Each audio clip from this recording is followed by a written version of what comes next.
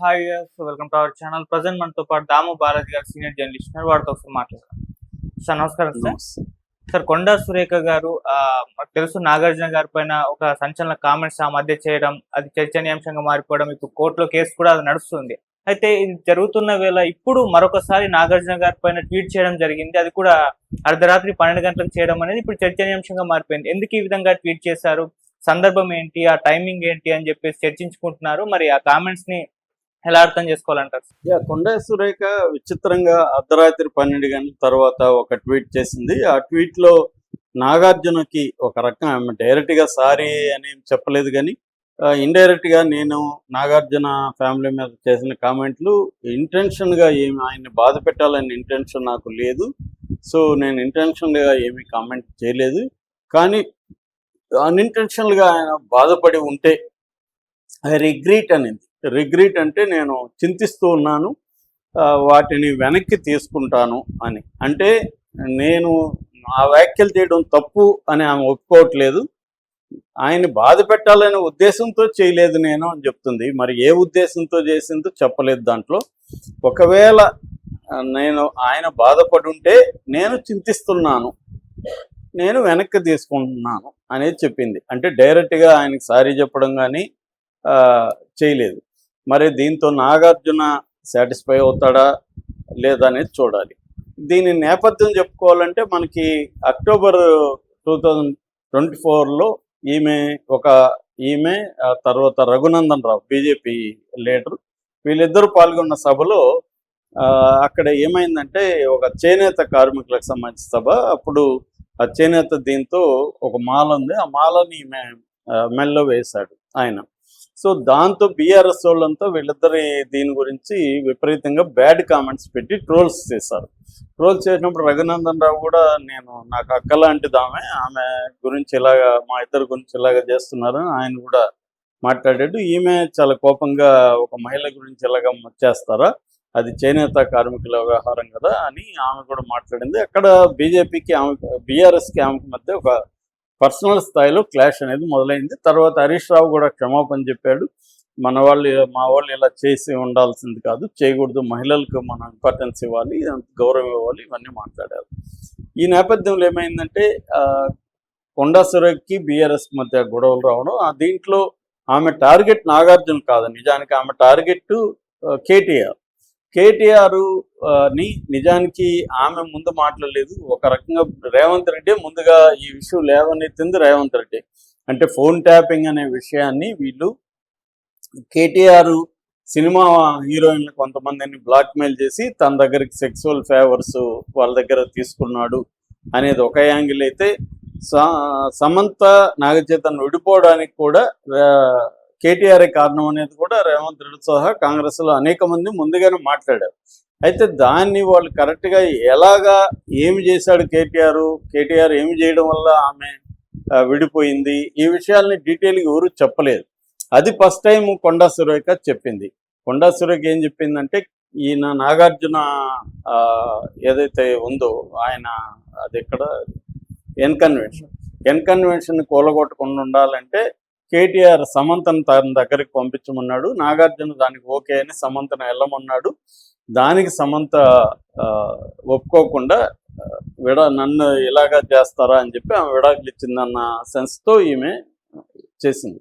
ఇది దుర్మార్గమైన చర్య అని చెప్పి అప్పట్లో సినిమా వాళ్ళు చాలామంది కూడా ఖండించారు. కాంగ్రెస్ వాళ్ళు మౌనం వహించారు, ఎవరు దాని మీద స్పందించలేదు, ఇంక్లూడింగ్ రేవంత్ రెడ్డి కూడా స్పందించలేదు. సో అప్పుడు అందరూ కూడా ఆశ్చర్యపోయాడు, కాంగ్రెస్ కల్చర్ ఇలా ఉంటుందా. ఒక పక్క రాహుల్ గాంధీ ఏమో నేను ప్రతి స్టేట్లో కూడా 50% పదవులు మహిళలకు ఇస్తాను, మహిళలకు పెద్దపీట వేస్తానని ఆయన అన్ని చోట్ల ప్రకటిస్తున్నాడు. మరోవైపు ఏమో ఇక్కడేమో ఒక మహిళను ఇంత ఘోరంగా ట్రీట్ చేయడం, అట్లాగే నాగార్జున ఫ్యామిలీని ఇంత దారుణంగా అవమానించడం, అంటే ఏదో ఆయన నాగార్జునకున్న ఆస్తులతో పోలిస్తే అది పెద్ద విషయం కాదు. అలాంటి దానికి ఈమెని అక్కడికి పొమ్మంటాడా అన్న ఒక ఇది అందరిలో వచ్చి షాక్ అయ్యారు. కానీ ఆమె తగ్గలేదు. దాంతో కేటీఆర్ కూడా ఆమె మీద కేసేసాడు, లీగల్ నోటీసులు పంపించాడు. నాగార్జున కేసేసాడు. నాగార్జున ఫ్యామిలీ కూడా ఫస్ట్ టైం అమల కూడా ఖండించింది, నాగార్జున ఫ్యామిలీ అందరూ ఖండించారు. చాలా కాలం నాగార్జున ఫ్యామిలీ చాలా బాధపడ్డారు అనేది కూడా వార్తలు బయటకు వచ్చాయి. ఎందుకంటే వాళ్ళు వివాదాస్పదమైన ఫ్యామిలీ కాదు నాగార్జున ఫ్యామిలీ. నాగార్జున కానీ వాళ్ళ ఫ్యామిలీ కానీ వివాదాల్లోకి రారు. అది వాళ్ళ పర్సనల్ విషయం. నిజానికి ఒక భార్యాభర్త విడిపోవడం అనేది వాళ్ళ పర్సనల్ విషయం, వాళ్ళ కంపాటబిలిటీ ఇష్యూస్ ఏమన్నా కావచ్చు. దాన్ని ఇలాగా వీళ్ళు రాజకీయాల కోసం కాంగ్రెస్ ఇంత ఘోరంగా నీచంగా దిగజారి మాట్లాడుతున్నది వ్యతిరేకత వచ్చింది. అప్పుడు ఆ వ్యతిరేకత వచ్చినప్పుడు ఆమె ఇచ్చుంటే మనం ఆమె నిజాయితీని శంకించాల్సిన అవసరం. ఇప్పుడు దాదాపు 1 year తర్వాత కేసులు పెట్టి అన్నీ అయ్యి, అది కూడా రీసెంట్గా రేవంత్ రెడ్డితోనే ఆమె గొడవ పడ్డం, రేవంత్ రెడ్డి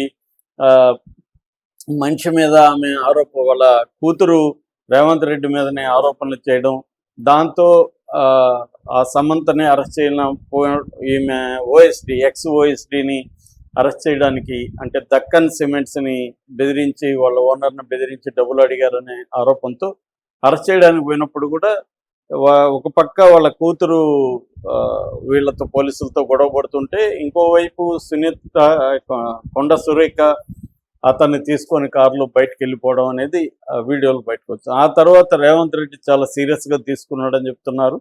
అదే ఏదో అంటారు కదా, మొక్కయి వంగనేది మానవ వంగనని. బిగినింగ్లోనే ఈమెని కట్ చేసి ఉంటే నాగార్జున అన్నప్పుడు ఈ స్థాయిలో వచ్చిండేది కదా. రేవంత్ రెడ్డి ఏంటంటే అప్పుడు అది ఉపయోగపడేదే కదా మనకు, కేటీఆర్నే కదా అనింది అన్నట్టుగా ఆయన సైలెంట్ అయిపోయాడు. దాంతో ఈమె ఇంకా రెచ్చిపోయి ఈ బీసీ కార్డు వాడి రేవంత్ రెడ్డిని బెదిరిద్దామని ట్రై చేసింది. రెడ్లు వర్సెస్ బీసీలు అన్న దీన్ని కూడా తీసుకొచ్చారు. కానీ అవేవి పనిచేయలేదు. రేవంత్ రెడ్డి చాలా స్ట్రాంగ్గా ఉన్నాడు. ఎందుకంటే ఆయనకి ఆల్రెడీ మంత్రులు ఎవరు తన మాట వినట్లేదు, తనకు వ్యతిరేకంగా ఎక్కడంటే అక్కడ మాట్లాడుతున్నారు. ఇదంతా ఆయనకి కోపంగాను బాధగాను ఉంది. సో అలాంటిదప్పుడు ఈమె ఓపెన్గా ధిక్కరించేసరికి ఒకసారికి షాక్ తగిలింది. దాంతో ఆయన అధిష్టానంతో సీరియస్గానే చెప్పాడని చెప్తున్నారు. దాంతో అధిష్టానం కూడా ఆమెకు సీరియస్గా కోటింగ్ ఇచ్చారని చెప్తున్నారు. ఇక్కడ మీనాక్షి నటరాజన్ కూడా ఆమెను పిలిచి మరీ కోటింగ్ ఇచ్చారని. దాంతో ఆమె సారీ చెప్పడమే కాకుండా బహిరంగ కూడా రేవంత్ రెడ్డికి సారీ చెప్పడం, వాళ్ళ ఇంటికి వెళ్ళి పుష్పగుచ్చాలు ఇచ్చి ఆయన్ని పాసిఫై చేయడం, ఇవన్నీ జరిగాయి. ఇది జరిగినాక ఇప్పుడు ఎందుకు చెప్పింది? ఇవన్నీ జరిగినప్పుడు ఎప్పుడు కూడా ఆమె ఎక్కడ కూడా పశ్చాత్తాపం కూడా ప్రకటించలేదు. నేను సినిమా రంగంలో ఉన్న మాట్లాడుకునే విషయాల్ని నేను చెప్పాను అన్నట్టుగా కవర్ చేసుకోవడానికి ఆమె ట్రై చేసింది తప్ప, తను ఒక మహిళగా ఉండి సాటి మహిళల్ని ఇలాగ మాట్లాడచ్చా అన్న యాంగిల్ కూడా ఆమె సీరియస్గా తీసుకోలేదు.